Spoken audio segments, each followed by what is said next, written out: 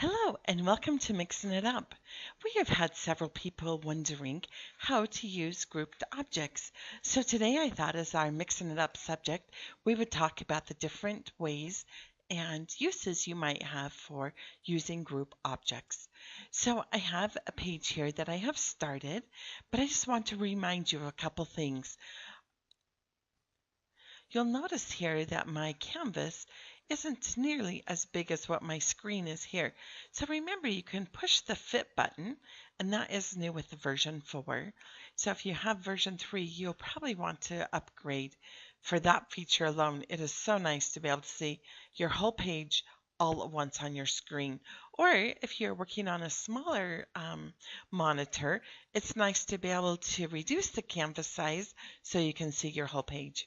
So I have open here a page I want to work on and just start explaining grouped objects. And what that allows you to do is group a couple of elements together so you can do different effects with them. The first thing that I wanted to show you is repositioning.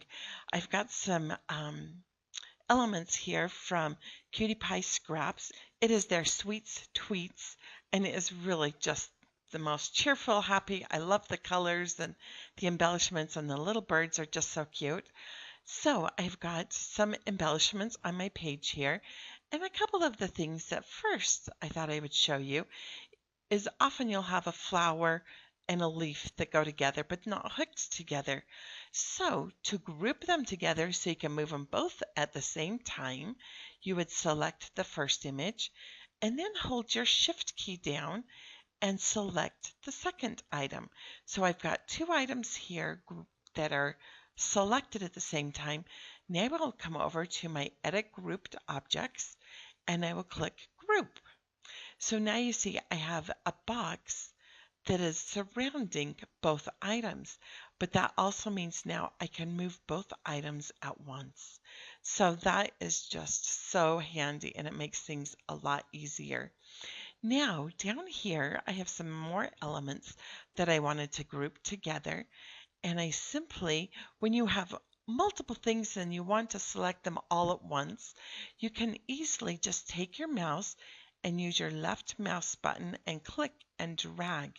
And you want to highlight everything that you want to have grouped together. Now with MemoryMixer, you do not need to select the whole item, but if the select box just touches that item, it will be selected. So if I come over here and just barely touch this little background strip, it will also be selected.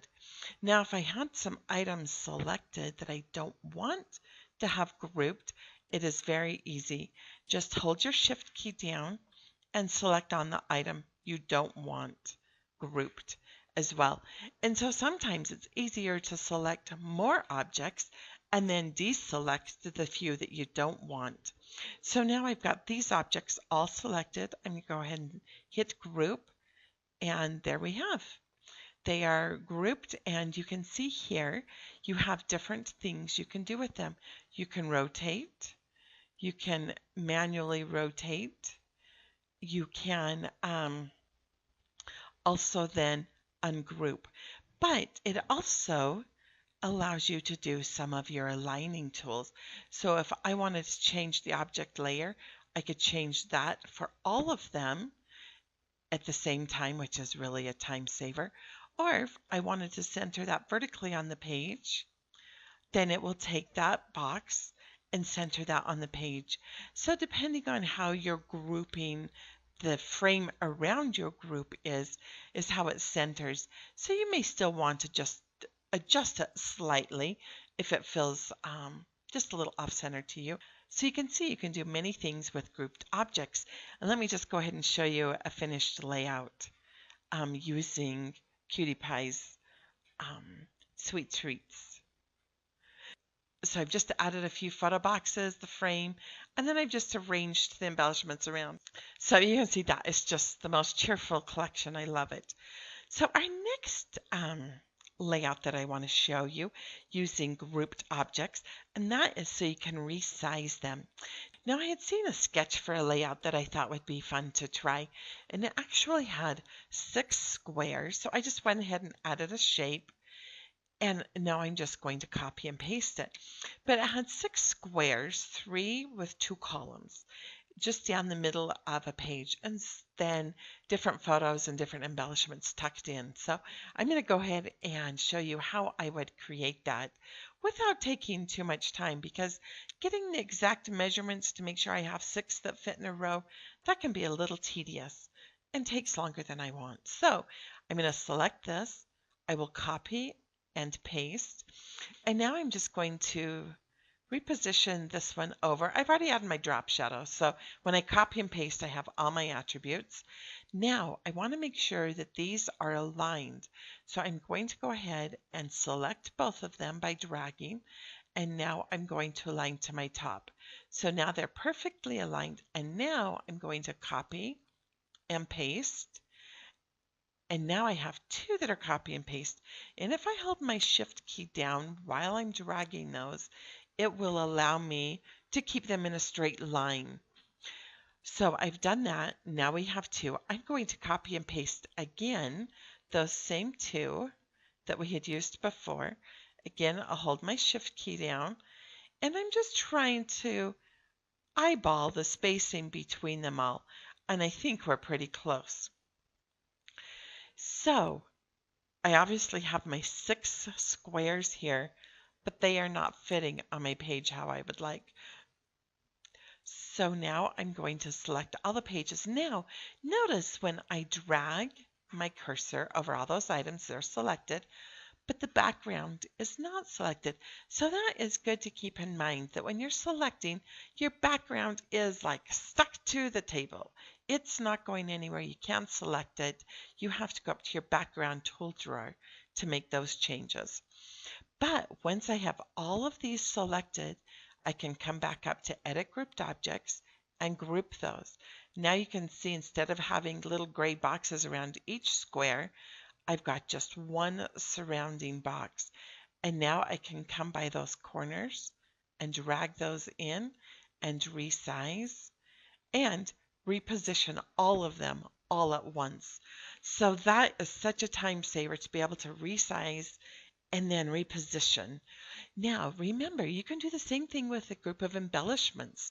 So if you had a group of embellishments that you had, simply can group them together and resize them all at once. So just to show you how I finished off this page, so instead of just placing a photo box here and dragging my photo on, I decided I wanted my photos to stand out a little bit more. So I just simply brought in a photo box and I resized it, but I made it so it was just a little bit bigger, and then I rotated them, added a white frame. So let me just go ahead and show you my finished layout.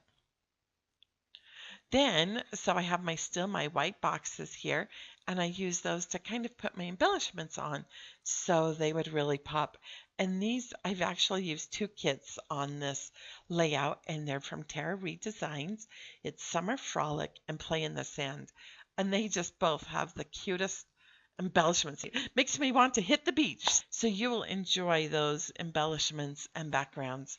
But you can see here, I just tucked in those photo boxes, added the drop shadows and the white matte, and then I just layered some embellishments on the white little squares that we had designed earlier, and added the embellishments, drop shadows, and then I created a frame from an additional background.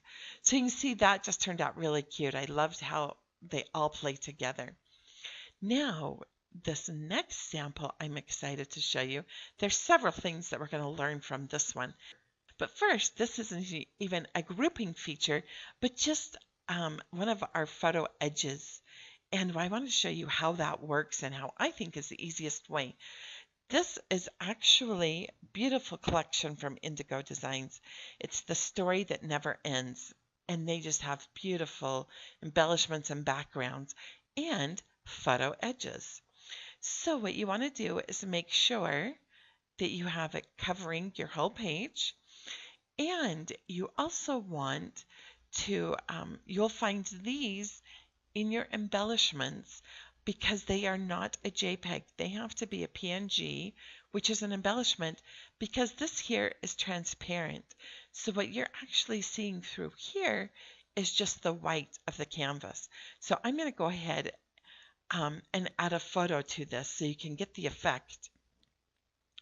So the way I like to do it is I just add a photo box, because then I can see exactly how that is going to fit and how my photo will fit, because you want your photo to fill the whole place. So I've got that size just following around those outside edges, and now I'm going to send this to the back. So you can see how you see the black photo box coming through and how pretty that is for the edges. And then you can simply drag your photo in, and you'll see how that just gives such a beautiful edge. And then, and now we'll go on and embellish from here. So again, this kit is just beautiful, these collections. And I've added some embellishments here. And I wanted to show you a little bit different approach to grouping objects. As I mentioned before, I wanted to do this, but I want to try. I love this collection of embellishments, but I want to try repositioning and maybe rotating them a little. So I want to group them. And if you remember, if I drag, sometimes I'll start from the canvas clear out here and drag so I know I'm getting everything, and I can just select everything there. But if you remember, this photo edge is also a embellishment. So we do not want to have that selected because we don't want to be rotating that. So I've got it selected now. I simply hold my shift key down and click on it. And you can see the little box up here disappeared. So now I know all I have selected are my embellishments here. So I will close my edit photo and I will open edit grouped objects, and I'm going to group those. And this will help you to know for sure that you have the items you want selected. But what I'm noticing now is I also have these hearts.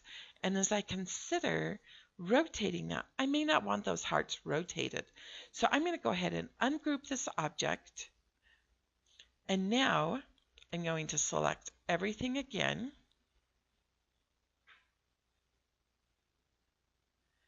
And then I'm going to deselect this embellishment photo edge and this heart little border here. So now I'm going to say group. And now we can see that we have our group here and that the hearts are no longer included. Now, one thing that may throw you, if you have some elements that are on different levels, and when you group them, it may change their level. So if you see something appear that wasn't there, it maybe was something that's selected that was behind. So you just simply undo and make sure you don't select that object, or ungroup and delete the object that you didn't want to come forward that was maybe hidden. So, okay, I have these objects selected here. I can rotate left or right 90 degrees, or I can use the rotator here that we're used to. And I can see I probably wouldn't want this text, or maybe I do, to rotate. So either way, I'm able to move and rotate my embellishments. Now, once you have rotated something, as the positions change of the elements, just make sure that when you go to move or select it, that your mouse is actually hovering over the embellishment. So you can see how my mouse changes. So when it changes to that little plus sign, you know you've got the grouped objects, and that's what you're moving. So you can see how awesome it is to use grouped embellishments to either reposition, resize, or rotate them. And you can even do some aligning and centering.